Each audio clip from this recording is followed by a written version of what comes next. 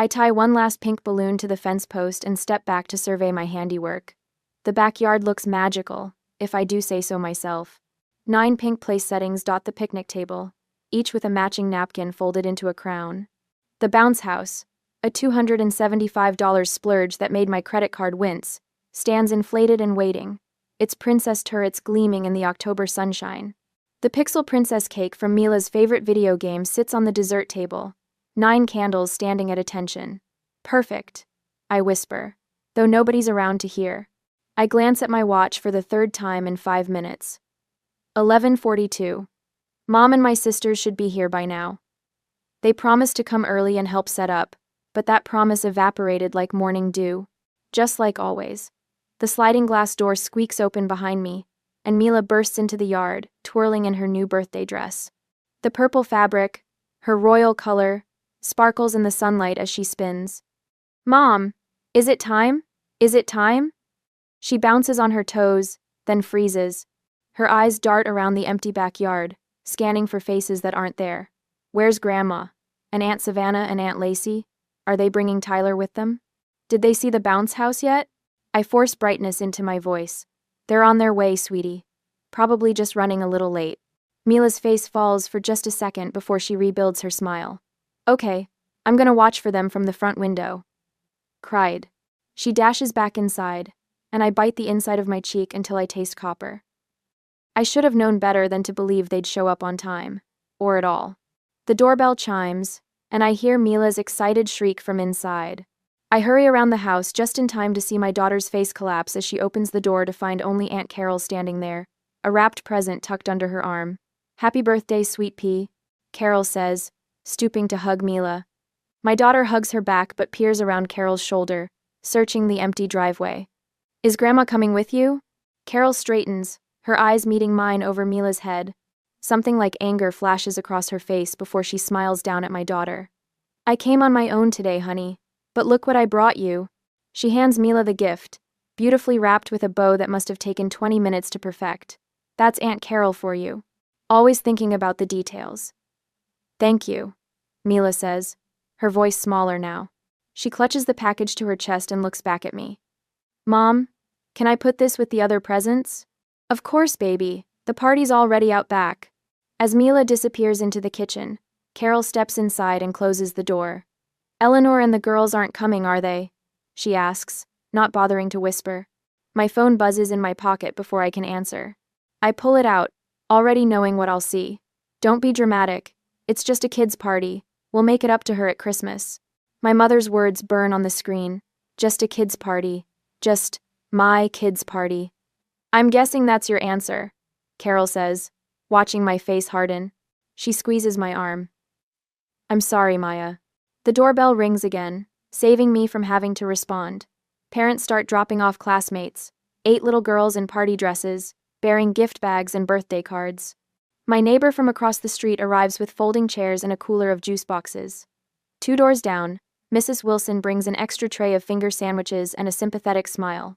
For the next hour, I move through the party like I'm underwater, taking pictures, serving cake, supervising the bounce house. Through it all, Mila keeps looking toward the gate, her eyes lighting up every time it opens, then dimming when another classmate arrives instead of her grandmother. When are Grandma and Aunt Savannah and Aunt Lacey and Tyler coming?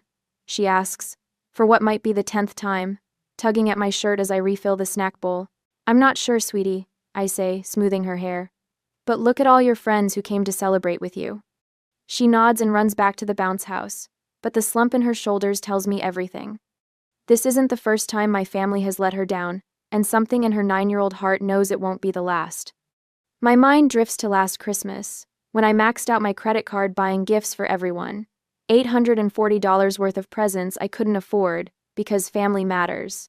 3 months ago, I covered Savannah's salon rent when she came up short. $1,650 that I've never seen again and probably never will. Maya can handle it. They always say, she's good with numbers. Good with numbers, like that somehow translates to having extra money. Ever since Dad walked out when I was 20, Mom has treated me like an ATM with legs. You're the head of this family now, she declared the day after he left, as if his departure promoted me to his position of financial provider.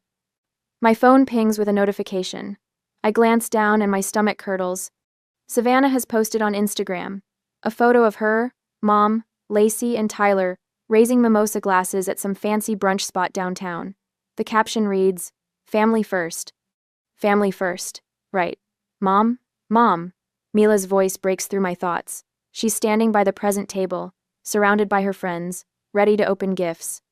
I tuck my phone away and plaster on a smile. "Coming, birthday girl?" The girls cluster around as Mila tears into her presents. She thanks each friend with genuine delight, but when all the gifts are opened, she looks up at me, her voice trembling slightly. "Did Grandma forget my birthday?" The question stabs straight through my chest. I open my mouth, searching for words that won't come, when Aunt Carol steps in. "Your grandma has a terrible memory sometimes," she says, winking at Mila. "But that just means you might get a surprise another day." Mila brightens a little at this possibility, and the moment passes as the girls rush back to the bounce house for one last jump before their parents arrive. Carol squeezes my hand. "This isn't right, honey." I nod, not trusting myself to speak. When the last classmate has gone home, I retreat to the kitchen with a stack of plates, letting silent tears fall as I wash each one.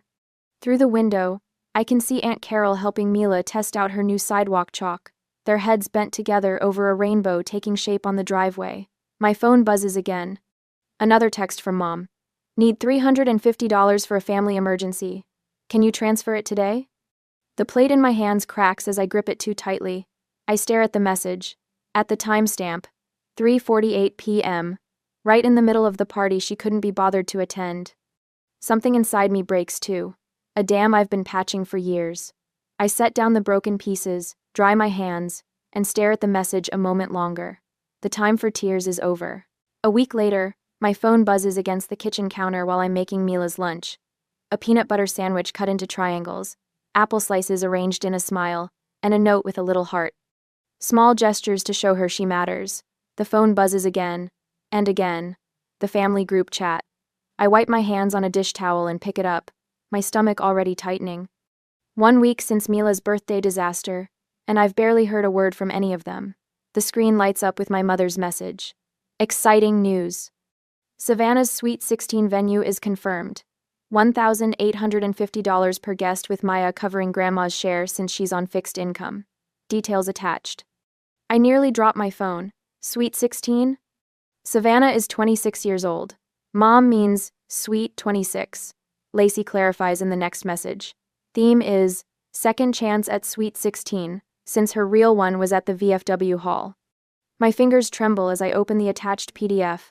There, printed in glossy color, is a sponsorship page with my LinkedIn profile picture prominently displayed under Platinum Sponsor, Maya Allen. What the? I bite back the word, aware of Mila's small footsteps padding down the hall. Another text arrives from Lacey. "Maya, you're the accountant. Just handle the deposit. Deadline this weekend." Not a request, a command. "Mom?" Mila appears in the doorway, Lego piece in hand. "Can you help me with this spaceship?" "In a minute, sweetheart." My voice sounds strange, distant even to my own ears. I watch her shuffle back to her room, shoulders slumped in that way that's becoming too familiar. Just like at her birthday party. Just like every time my family makes promises they never keep. After Mila's door clicks shut, I sit at the kitchen table and open my banking app. The balance stares back at me. $4,213.47. Every penny earmarked for Mila's braces next month. On the counter sits the stack of medical bills from when she broke her arm 2 years ago. Insurance covered most of it, but the $1,200 deductible had cleaned out my emergency fund. I'd sold Grandma Rose's silver ring, the only heirloom I owned, to cover the emergency room visit. Grandma Rose, who taught me to balance a checkbook when I was 10, who'd be horrified to see how her daughter treats her granddaughter.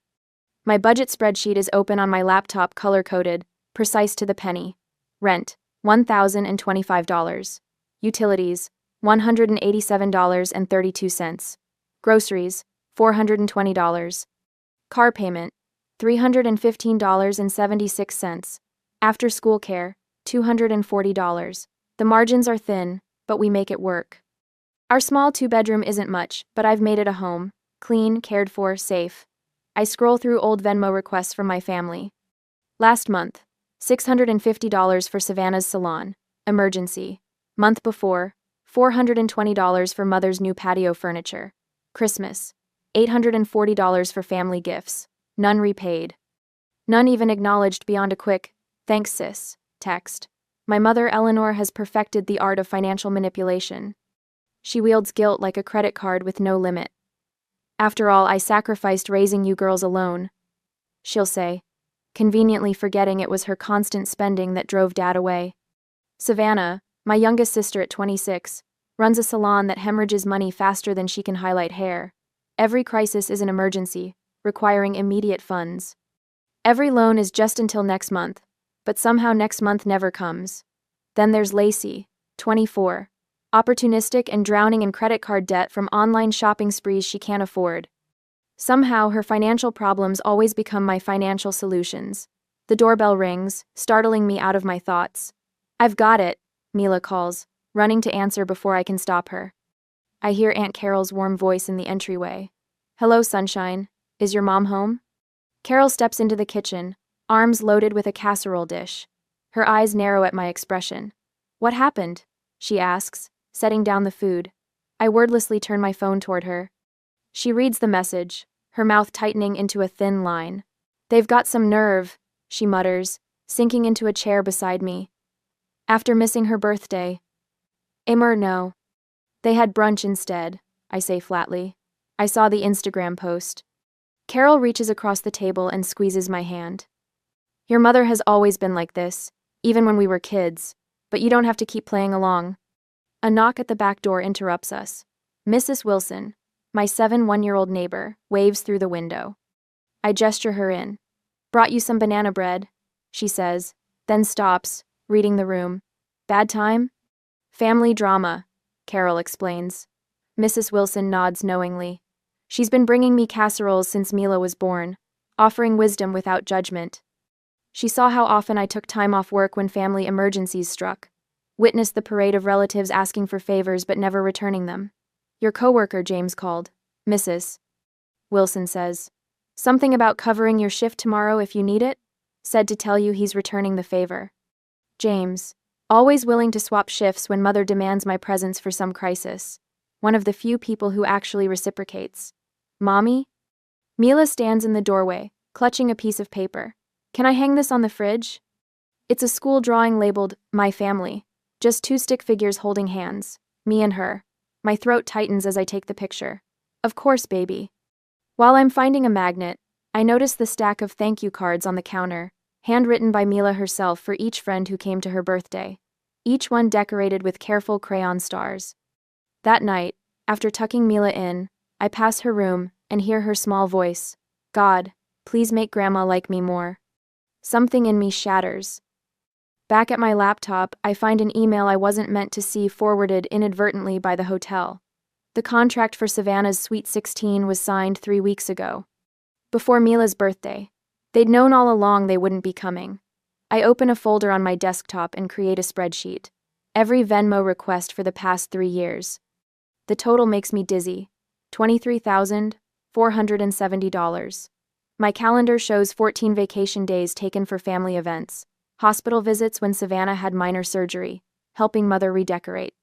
Driving Lacey to job interviews she never showed up for. 0 days when any of them watched Mila while I worked overtime. I open Facebook. Mother has posted a family photo with the caption, "So blessed with my girls." The picture has been cropped. I was standing at the edge, cut out completely. The anger rises in me, not hot and explosive, but cold and clarifying. For the first time in years, I see the pattern with perfect clarity. I pick up my phone and open Venmo.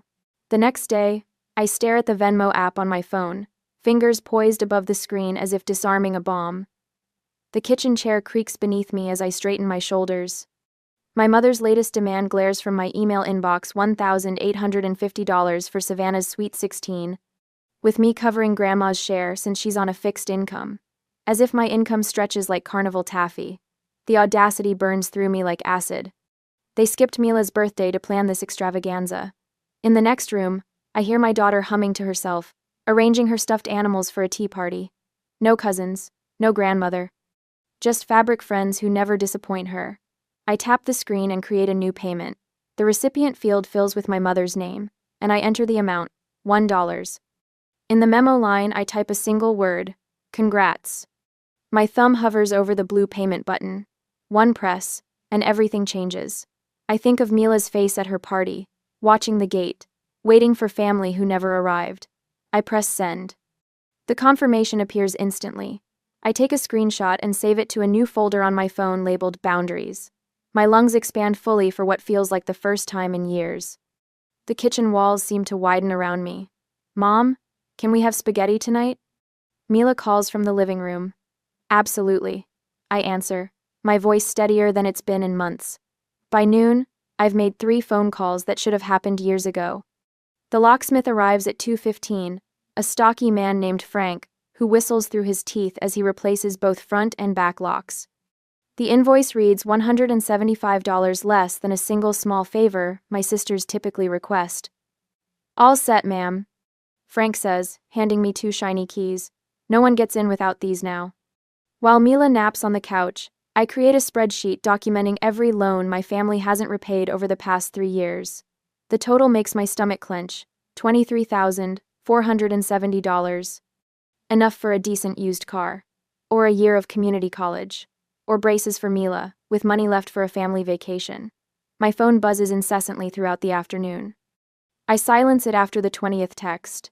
Instead, I draft an email to the hotel, hosting Savannah's event, attaching screenshots of correspondence proving I never authorized using my name or business credentials as a platinum sponsor.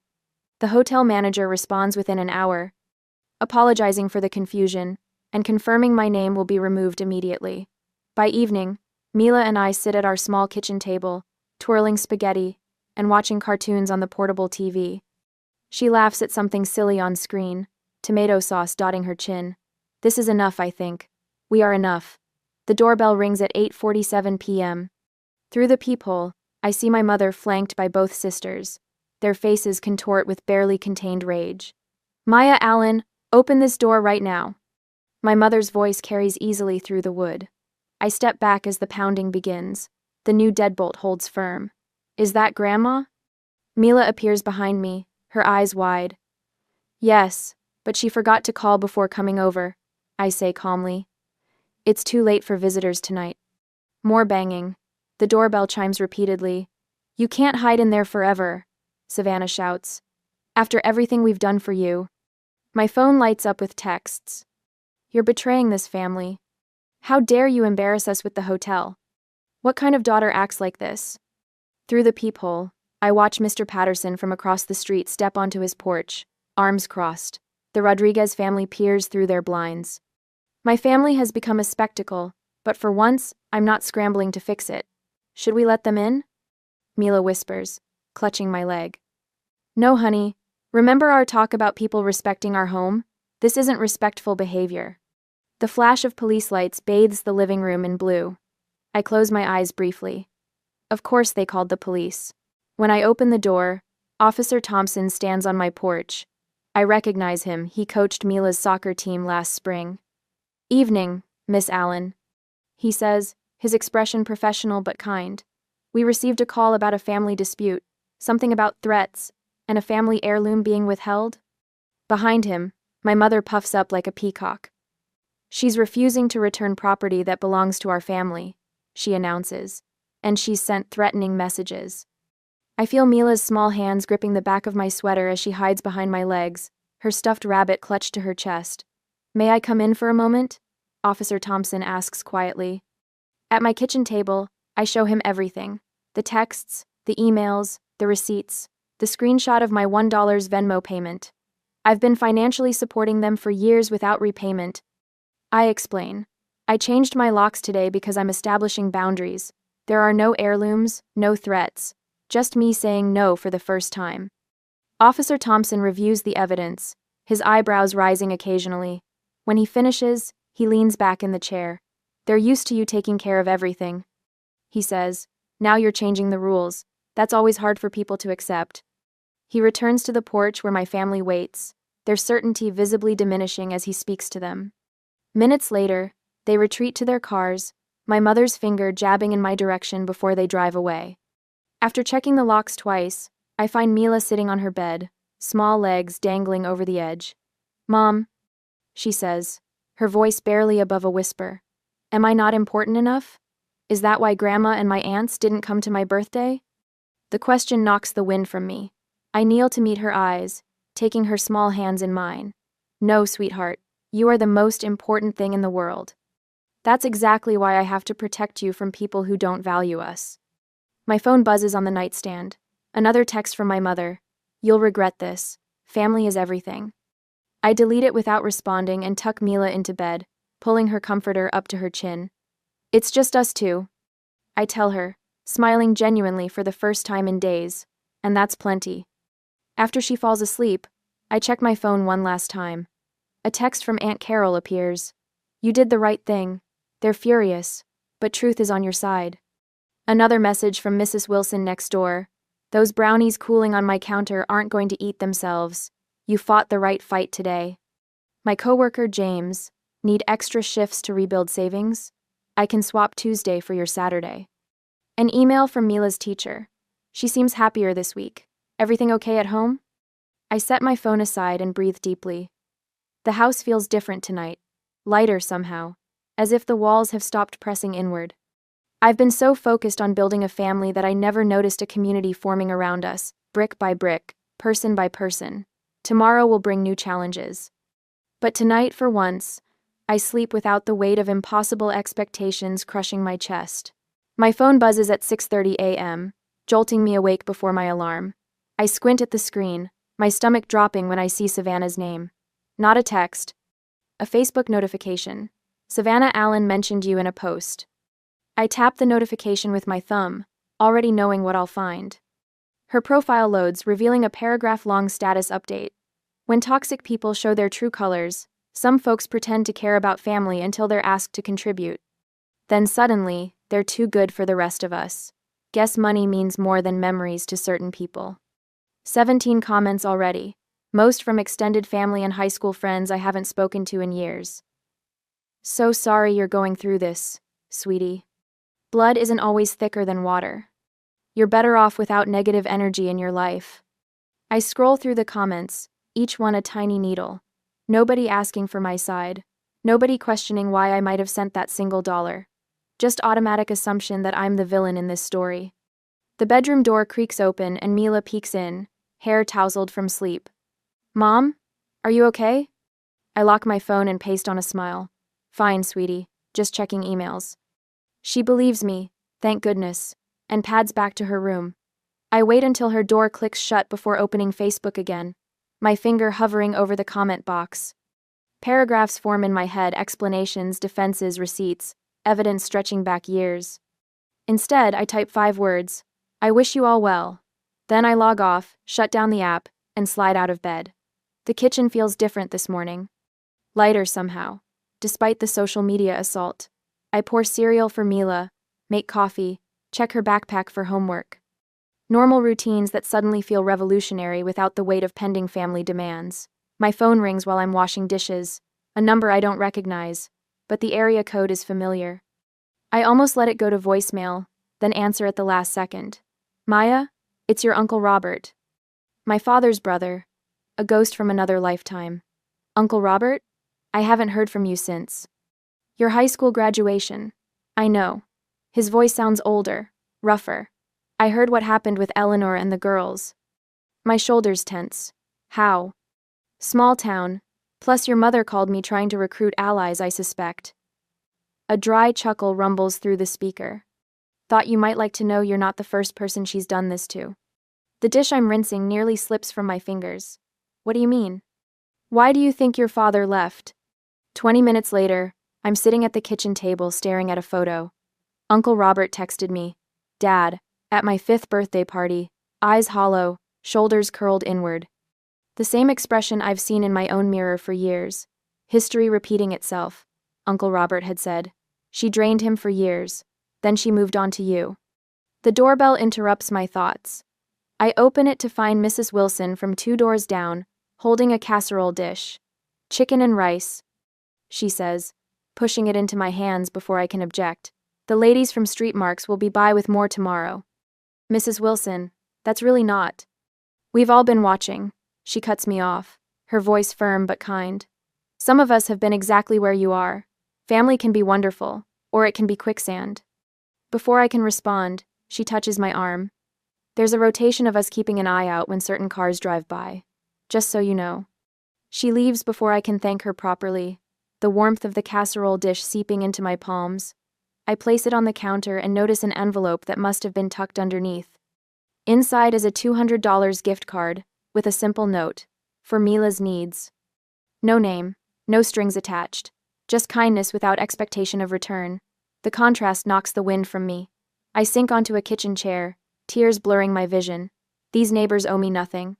We exchange waves at mailboxes and occasional small talk about weather. Yet here they are, forming a protective circle while blood relatives wage digital war. That evening, after Mila's asleep, I pull out my budget spreadsheet. For the first time in years, I recalculate without factoring in family emergencies. The numbers shift before my eyes, revealing an extra $732 monthly that's been disappearing into the black hole of my family's demands. $732. Enough for Mila's braces, with some left over. Enough for the education account I've been dreaming about since she started kindergarten. Enough for a modest vacation at the lake this summer, where she can make memories that don't include waiting for relatives who never show up. I stare at the numbers, my breathing growing steadier with each inhale. Then I open a browser and research savings accounts for education. 20 minutes later, I've opened one in Mila's name with a small initial deposit. A start. A seed. The next morning, grocery shopping feels different.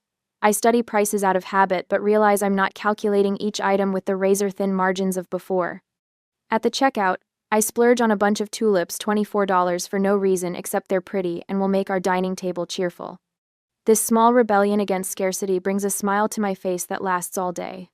Saturday morning, Mila wanders into the living room while I'm folding laundry. She's wearing her favorite pajamas, the ones with rainbows that are getting too small but she refuses to give up. Aren't we going to Aunt Savannah's party today? She asks, casual as can be. My hands freeze mid-fold. What? The Sweet 16 party. I saw it on your calendar before. She shrugs.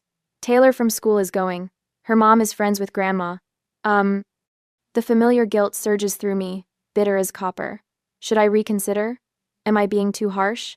The questions cycle through my head, old programming trying to reassert control. Then Mila adds, I don't really want to go anyway. Those parties are boring. You have to wear itchy clothes and smile all the time. Decision made. How about we go to the park instead? The basketball courts should be empty this early. Her face lights up. Can we get ice cream after? Absolutely. Hours later, we're sitting in a booth at Dairy Dream, sharing a $7 sundae. Chocolate fudge drips down Mila's chin as she giggles about beating me at horse. Her happiness is unfettered, genuine in a way I rarely saw at family gatherings, where she walked on eggshells, desperate for attention that never came. A woman at the next table smiles at us. Would you like me to take your picture? I hesitate, then hand her my phone. She captures us mid-laugh, ice cream and all, our faces pressed together. When she returns the phone, I study the photo, messy, imperfect, radiantly happy.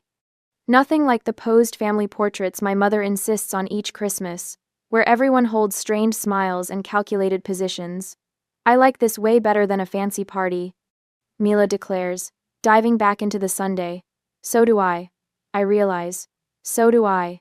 My phone chimes with a text from Aunt Carol that night. I dry my hands on a dish towel and tap the notification.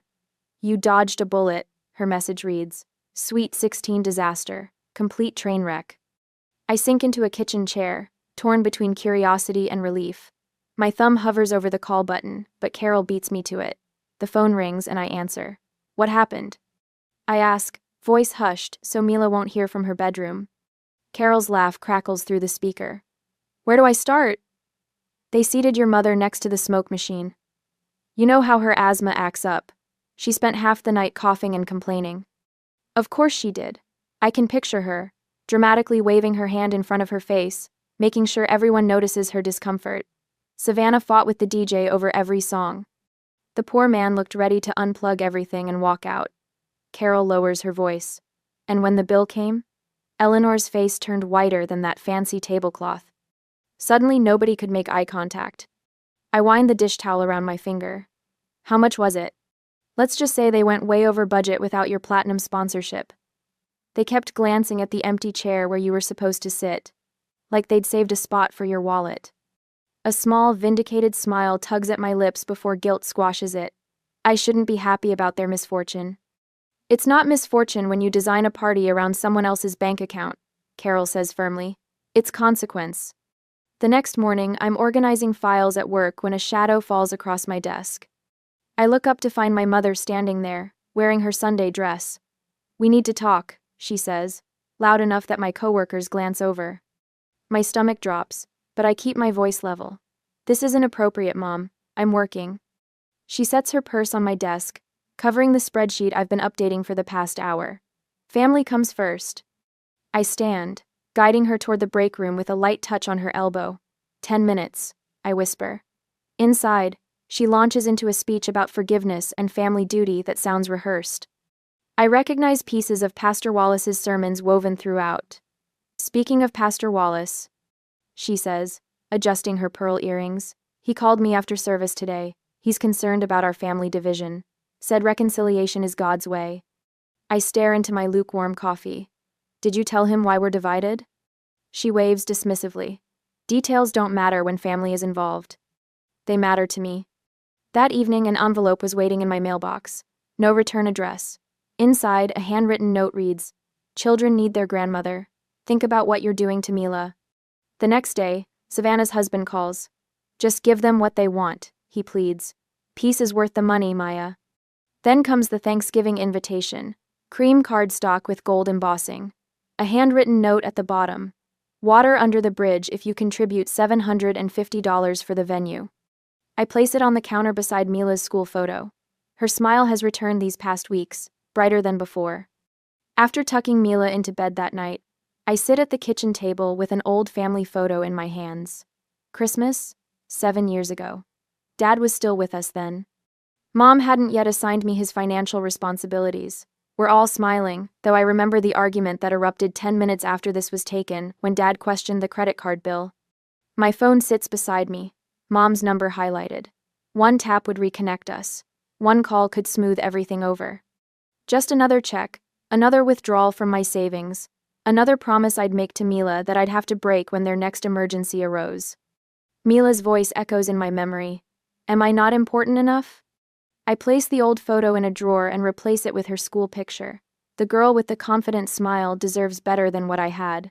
The next morning, I draft a letter. Not an emotional plea, but a documented history. Every loan, every missed event, every broken promise with dates and amounts. Terms for future contact laid out in clinical precision. Boundaries with consequences spelled out in language. Even Savannah could understand. I make copies. One for Mom, one for each sister.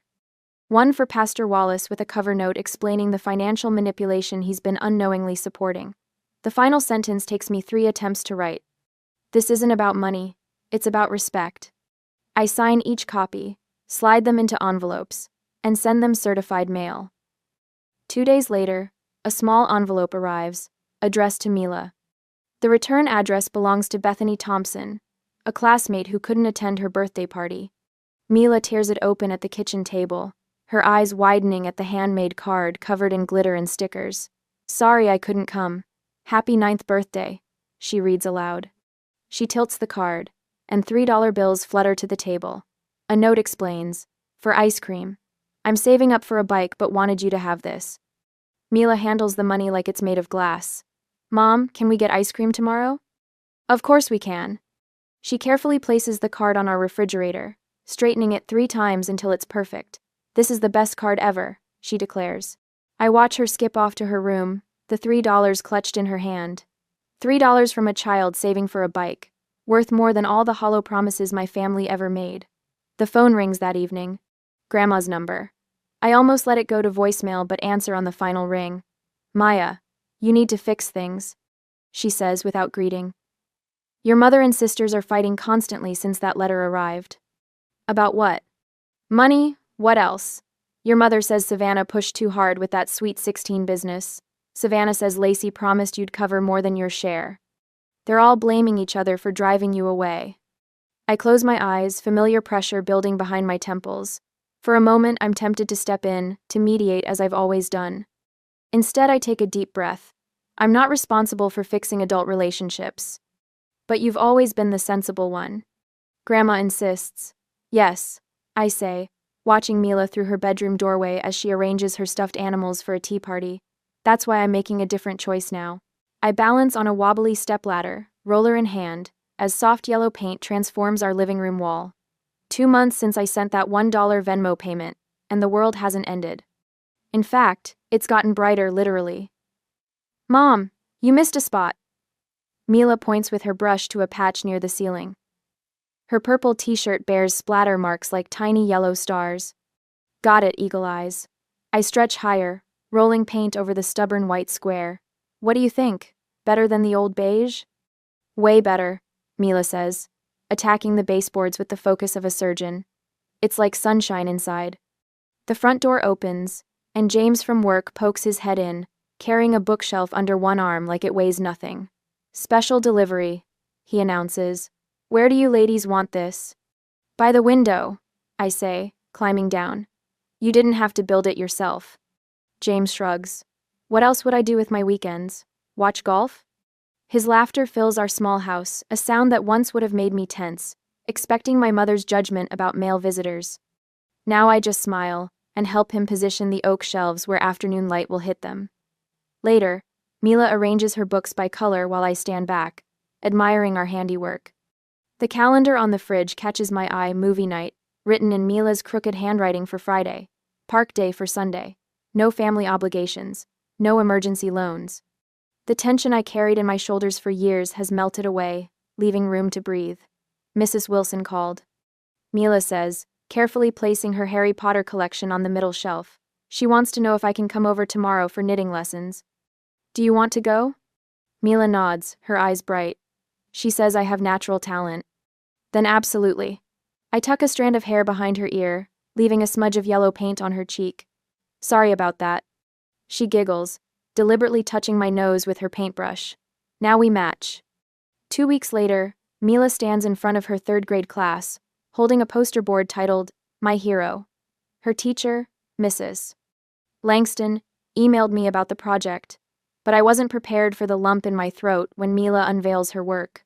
2 stick figures hold hands against a crayon sunset. Above them, careful letters spell out, My mom taught me that love doesn't hurt. That evening, a note arrives from Mrs. Langston. Mila seems so much more confident these days. Whatever you're doing, keep it up. I place the note on our refrigerator with a magnet shaped like a sunflower, right next to Mila's drawing. Christmas cards arrive, including one with my mother's handwriting. Inside, guilt drips from every line. Families should be together during the holidays. We've all made mistakes. Savannah's text arrives next. I miss my niece. Tyler asks about her. Then Lacey emails about a family healing retreat in Arizona. The price tag, $2,300 per person, makes me snort coffee through my nose. I read each message twice, waiting for the familiar twist of shame and obligation in my gut. Nothing comes. Just calm clarity as I type a single response to all 3. We've moved forward. I wish you well. Our Christmas tree stands 4 feet tall in the corner, adorned with popcorn strings and ornaments Mila crafted at school. The presents beneath it aren't expensive, a new sketchbook, colored pencils, a telescope found at a garage sale, but they're wrapped with care, each tag written in my best handwriting. Mrs. Wilson brings apple cider. James arrives with a casserole that's more cheese than vegetable. Aunt Carol drives 3 hours to join us, bearing homemade cookies and genuine hugs. I brought something else, Carol says, handing me a leather-bound album. The first page reads, Our family of 2 in her elegant script. It's beautiful. I whisper, touching the embossed cover. Room to grow, she replies, nodding toward our guests laughing in the kitchen. January finds me joining a support group for single parents at the community center. February has me volunteering at Mila's school once a month. Uncle Robert, Dad's brother, sends occasional postcards with encouraging notes from his travels. We're building something new, brick by careful brick. As another October approaches, bringing Mila's 10th birthday, I plan a simple celebration. A picnic in the park, a homemade cake, friends who actually show up. The mail brings a card from my mother containing a crisp $50 bill with no strings attached. No demands, no guilt, just, "Happy birthday, granddaughter," signed in shaky script. I consider returning it, then slide it into Mila's birthday fund instead. Boundaries don't mean cutting people off entirely, they mean controlling the terms of engagement. Tonight, after Mila falls asleep, I sit at our kitchen table writing in the journal Aunt Carol gave me for Christmas. The words flow easily. Real family isn't defined by blood, but by the people who show up when it matters. I glance up at our wall, where a new photo hangs in a simple frame, Mila and me, flanked by Aunt Carol, Mrs. Wilson, James, and Uncle Robert, at the park last weekend. Below it, a small wooden plaque reads, "Our family." The house is quiet except for Mila's peaceful breathing from the next room. I close my journal, feeling something I haven't felt in years. Home.